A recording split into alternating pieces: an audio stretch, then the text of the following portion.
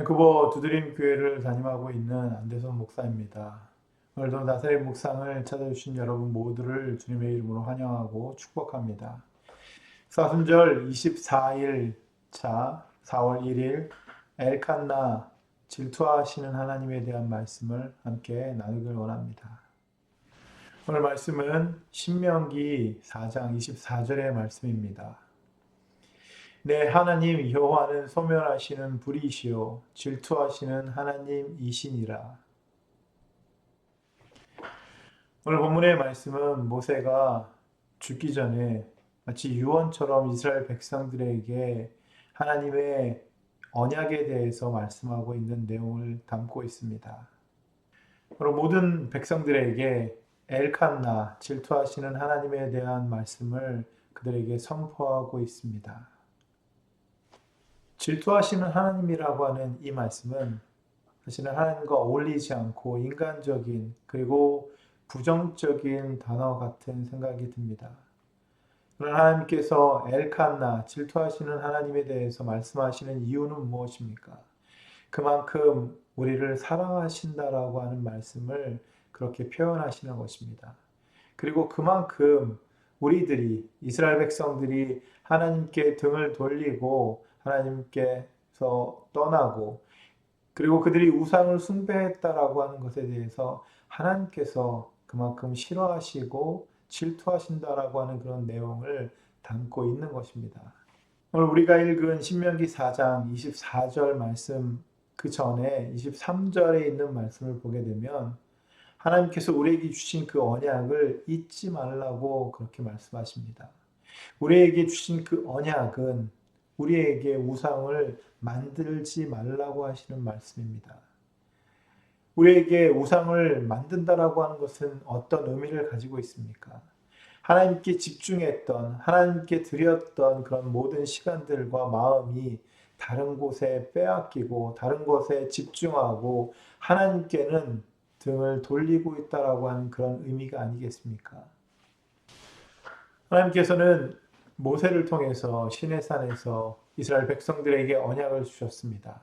그리고 그 언약을 모세와 이스라엘 백성들에게 신실하게 허락해 주셨습니다. 그 언약대로 하나님께서는 이스라엘 백성들을 사랑하셨고 하나님께서 갖고 계신 그 복을 이스라엘 백성들에게 충분하게 채워주셨습니다. 그럼에도 불구하고 이스라엘 백성들은 하나님을 떠나고 우상을 숭배하고 하나님께 집중했던 그 시간들이 다른 것에 집중하고 하나님께 등을 돌리고 있는 그 모습을 통해서 하나님께서는 그 백성들에게 제발 나에게 다시 돌아오라고 그렇게 말씀하고 계신 것입니다. 하지만 이 질투라고 하는 단어를 통해서 마치 하나님께서 이스라엘 백성들이 하나님을 떠나고 우상을 숭배함으로 하나님께서 그들을 향한 그 사랑을 멈추신 것 같은 그런 느낌을 받을 수 있습니다. 그러나 오히려 하나님은 그럼에도 불구하고 그들이 어떤 모습으로 하나님께 등을 돌리고 우상을 숭배했더라도 그동안 하나님께서 그 백성들을 사랑하시고 오늘날 우리를 사랑하시는 그 마음을 절대로 내려놓지 않으시겠다 말씀하고 있는 것입니다. 그렇기 때문에 지금도 질투하고 계신 것 아니겠습니까?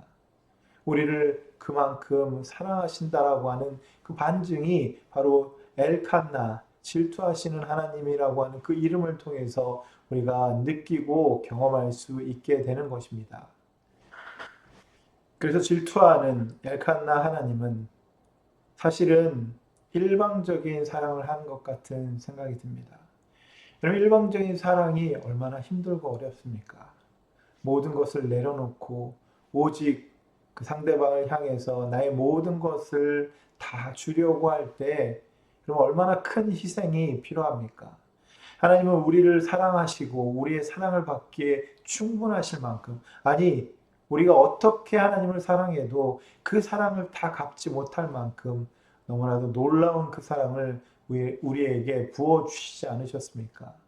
그럼에도 불구하고 그 백성들이 또 오늘날 많은 사람들이 하나님의 그 사랑을 떠나고 있다라고 하는 사실입니다. 사순절을 지나고 있는 우리의 모습에서 바로 십자가 예수님의 그 사랑을 우리가 기억하는 그런 모습이 있었으면 좋겠습니다. 하나님께서 오늘도 우리를 사랑하사 그 사랑을 우리 가운데 부어주시고 계심을 우리가 기억했으면 좋겠습니다. 제발 다시 돌아오라고 하는 그 음성을 우리가 다시 듣고 주님께로 나아갔으면 좋겠습니다.